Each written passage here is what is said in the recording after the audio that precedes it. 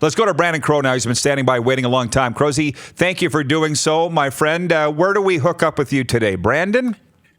No, I'm in my home office in Verdun. I live on a farm just north of Verdun, Manitoba. So hunkered down in my office here. You're a Manitoba kid, right? Yeah, I'm from Boissevain, just on the U.S. border, south of Branden. So what's life like out there? Farmers have been self-isolating for 100 years. This isn't new for the rural community in a lot of ways. What's your life like? Well, it's pretty quiet. It's probably a good thing that I'm out here, though, because you got all the freedom. You can walk around. You can go outside. You don't have to worry about really social distancing from anything. I know my father-in-law, who's been cattle ranching for his whole life, he's figured out a way to go to Tim Hortons and use his phone just to go through the drive-thru to get his coffee in the morning, and then he meets up with his other farmer buddies in the neighboring barn, and they sit 6 feet apart. So, I mean, you got to do what you got to do, but it's nice being out in the country and not having to worry about too many people around. You know, the last time you were on, Clark was telling me you had mentioned that Branden's more of a Golden Knights town than the Jets, and apparently you got a lot of guff over that. Is that true? Tell us about that. Yeah.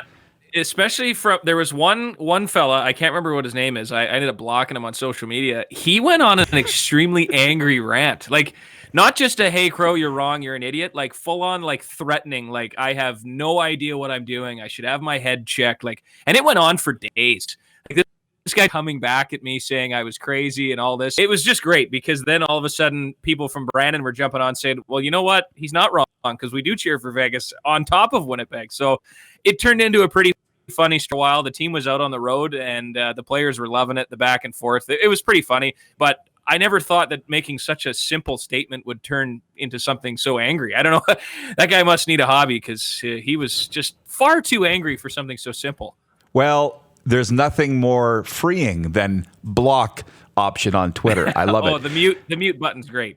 Yeah. Branden, we haven't had as many junior guys on as I'd like here since the pandemic hit. So can you speak for all of junior hockey, because you were the voice in the SHL for a long time too, of in the week Kings were charging to have your season ended. How did the boys deal with that, and what's life like now in the Dub? Well, it was really strange how it all ended too, especially in Branden, because on the Tuesday of that week where things were canceled was Team Picture Day. So Tuesday, Team Picture Day. The boys love Team Picture Day. They get the hair looking good, get the picture taken. They're taking selfies for Instagram, and the mood was great. The team had just had a weekend split with Prince Albert. They were heading into a Friday night at home against Regina. And then Thursday, just the Wednesday regular day practice. Everything was looking hunky-dory. And then Thursday, all of a sudden, the first kind of suspension came down from the league, and then that was it. And so I've had a chance to reach out to a couple of guys, especially the 20-year-olds. The players are pretty understanding of it, but I think there's a lot of disappointment, especially because the team had gone 24-4, in the last 2 months coming down the stretch, and it was shaping up after a year of not making the playoffs to be a real exciting time in Branden. The fans have not had playoff hockey in Branden for years. This is my fourth season. They've had 2 home playoff games. Now, that's partially because of the winter fair and having no building availability, but to have 2 home playoff games in 4 years for a city like Branden that's so used to playoff hockey, fans were just loving it. And to have that momentum just stop, it's just disappointing. The players have handled it pretty well. I know that I talked to a couple guys even last night, and they're finding a way to get through it. I mean, they're young. They're going to bounce back. But, for me, the most disappointing thing has to be for the fans and for the 20-year-olds. And I think even in Junior A, I look at Yorkton, the kid who was playing in Moose Jaw, I think, what was his name? Chance Petruik, who had like 400 points this year. Like, to have your season end just like that after a record-breaking season, God, that's just disappointing for everybody.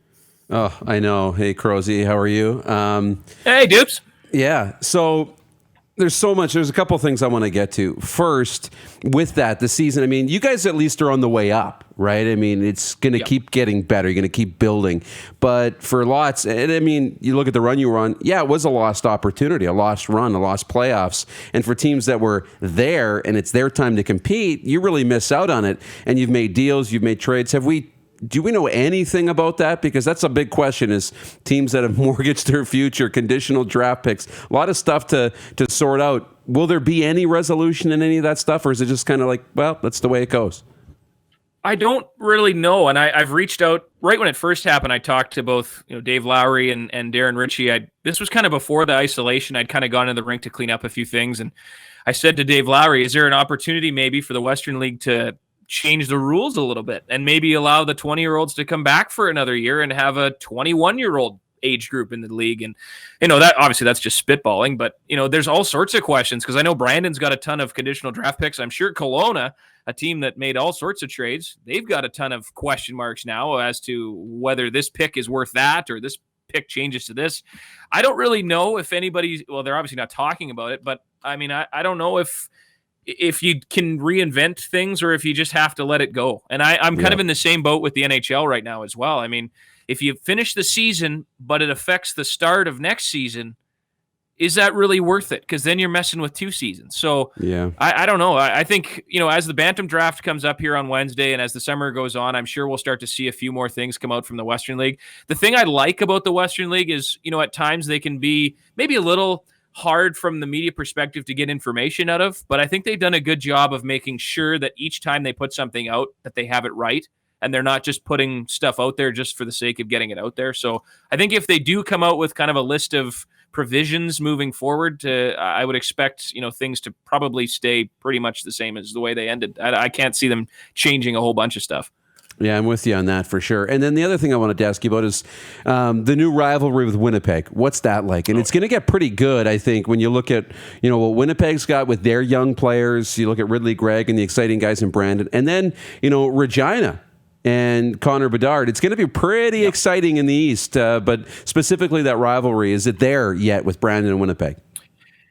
Yes, and my comment in the Sask Snow Beef prospect report about Ridley Greig hitting like a Freightliner is because he has single-handedly sent 3 or 4 Winnipeg Ice guys to the medical room on his own, including Matthew Savoy in the preseason, which started an absolute ruckus of I guess you'd call it a modern-day kind of slap fest, as you call it, not like what Rod used to see back in the 90s where, it was a full online brawl, but these two teams absolutely hate each other, and it is so much fun. I go back to my favorite Rod Pedersen story of all time with the guy banging on the press box in Swift Current. That guy still bangs on the press box. But anyway, that's one of my favorite stories, and Rod needing an escort out of the press box. But anyway, in Winnipeg, the press boxes are right above the players' bench. And I can pretty much reach over if I wanted to and pick the pocket of the head coach. That's how close you are. And so you hear everything, absolutely everything. So to be the radio guy that's right there, and you try not to have too many ambient mics going because of the vulgarities that are tossed back and forth, but you really get a feel for the hatred between the two clubs. And it's almost tough, Rod. You know it. I know you're a fiery guy. It's hard sometimes when guys are chirping and the intensity's there to not get involved and not want to say something as well. So it is really cool. The environment in Winnipeg really helps the rivalry. These teams don't like each other. There's a couple sets of brothers at one point on the team, the Janelle brothers and the Lambos brothers. And at one point, Ben McCartney of Branden fought Carson Lambos, who is his teammate's younger brother. And it's really cool. And I think Winnipeg's going to be a good team. Branden's going to be a good team moving forward. It's going to be a lot of fun. I'm so upset that we're out of time, but I will tell you this. You would appreciate this, Branden. It was in Prince George. You say it's hard not to say anything. I say things. So a guy stood up in Prince George, put his finger right in my face. He goes, "You're the loudest guy that's ever come through here. Can you keep it down?" And of course, I turned my mic off and I said, "There's 4,000 empty seats in here, buddy. Why don't you move? Because I can't." How do you think that went over? Yeah. There are more. We'll do it another time. Branden, thanks. I appreciate it. Always good seeing you, my friend. And stay safe out there in Verdun, Manitoba. You betcha, guys. Try and keep yourself busy and entertained. Absolutely. We will. Branden Crowe joining us, the voice of the Branden Wheat Kings. You're watching Rod Pedersen On Demand. For more of The Rod Pedersen Show, visit rodpedersen.com or follow Rod Pedersen on social media.